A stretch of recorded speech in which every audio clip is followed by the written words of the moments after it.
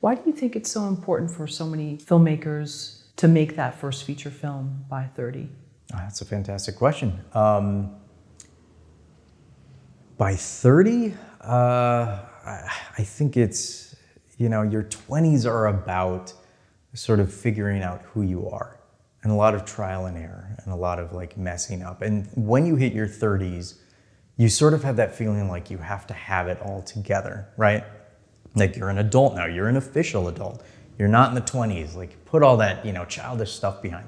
You're in the 30s, you're thinking about building a family and doing all of that. And you're really thinking about your career and sort of, how you advance in that, whatever it may be, day job, or filmmaking. And so I think it's that pressure of turning 30 and feeling like you need to become a full adult that pushes people to go, well, I need to do a feature now. And I think, some people may be ready for that just as developmentally. Some people, are still gonna be tooling around and, doing all this club life and dating and stuff in their 30s, which, you can do or should do or have to do, depending on your situation. Or 60s, yeah. But they could be in their 60s doing that, yeah. Exactly, yeah. It really just does depend on the person. Mm-hmm.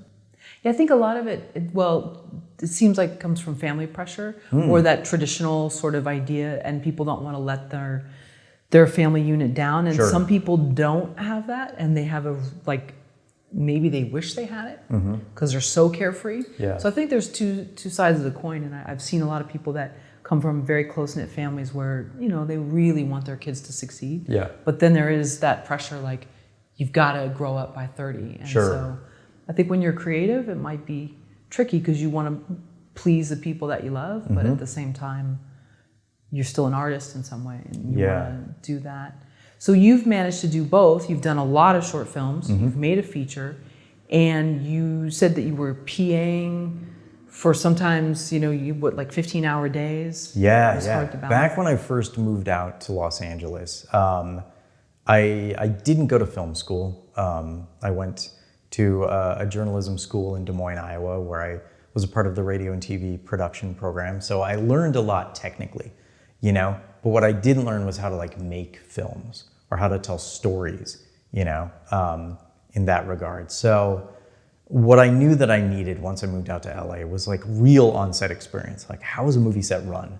What makes, a good movie set? What makes a bad movie set in terms of operating it? Because if I'm gonna be running this one day, I need to know what styles of work I like, what styles of work I don't. And when you start at the very bottom and you sort of see everything from that low position and you see how people are treated and you have those eyes into everything, I think it's a really good look, and it was for me, about how I want my sets to run. And the one set that I worked on, which really set a high example of what an amazing film set is when I worked on A Serious Man, the Coen brothers movie. Great. Yeah, it was filming back in Minnesota, and I was like, this is an amazing opportunity. I got to get on this set, right? So I found a way to connect to the ADs, and I told them, I was like, I know you may need PAs from out there. I'm from there, I'm from Minnesota. I will move back there for, while that's being shot. You don't have to put me up. You don't have to do anything. Just let me work on a Coen brothers set. Yeah. And they're like, cool, come on board. So I did it. I spent a month out there, and just being able to see how the Coens worked, and seeing Roger Deakins work for one was just amazing. But being able to see how respectful everybody was, how nobody yelled, how quiet the set was, how everybody did their jobs, and was a very familial feeling set. It was really just eye-opening, because you've been, I at least have been on those sets of low-budget things and Hallmark movies and big movies, all in between, and TV shows, and you see the tensions and the stress and the yelling and the screaming and the disrespect. You see all of that. And the Coens, on A Serious Man, they had none of that. It was the smoothest running set. Everybody was really on board, and it was a pleasure to be on. How cool. Yeah. Wow. So sorry, you were in LA and then you thought, well, let me go back. Please let me be on the set, and you went back home. 100%. I mean, like, there was no other way I was going to be able to get on that set. It's like, I had to sacrifice. I had to be like, I will fly myself out there. I'll stay at my parents' house.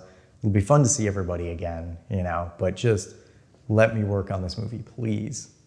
And so did you stay at your parents' house? I did, yeah. So what time would you leave to go to set? That's so cool. Oh man, I would leave, I would say around like 5 a.m. to get to set, around like 5:36, because the PAs are like the first on set, first on set, last to leave.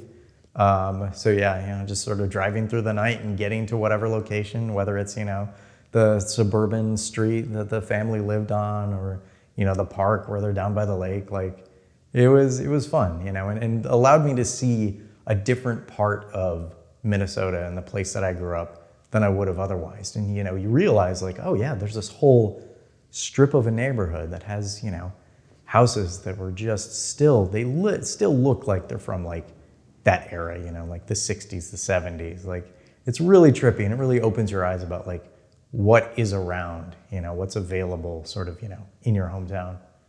And how was it to see the actors between takes? Because that's where like I think the first set I was on was Melrose Place. Aren't there two of them? They're the first one, the 90s one. Yeah. And for me, seeing like what it was actually like, seeing them turn the camera, okay, let's try another angle. How was that for you? It was cool when I could see it, because as a PA, sometimes you don't necessarily get to be like that close to set. Sometimes you're stuck way out, like blocking traffic or making sure, that people don't, invade the set or whatever. But when I got to sort of see, like some of the smaller scenes, with the actors, it was really cool to see, how excited everybody was to be there, and like how the Coens worked with everybody, and, how easy it sort of seemed. That's what was interesting, is like, for me, working with actors, especially established actors, as somebody who hasn't, done that many films, it's a little, freaky. You're like, you've done a lot, and what have I done? So it's a little intimidating, and but they made it seem so easy, which is like, that's sort of what I want to strive for. So when you wrapped, how was it? You had to fly back to LA? Yeah. So I spent about a month home, and then my time was done. I was like, all right, well, back to LA to try to find the next job, because that's what it is when you're a PA. It's like, it's making those connections on set and trying to get work, and like pinging those connections when you're out of work and trying to figure out what to do. So it's a really terrifying thing that I'm glad I did when I was young, and I sort of didn't know any better.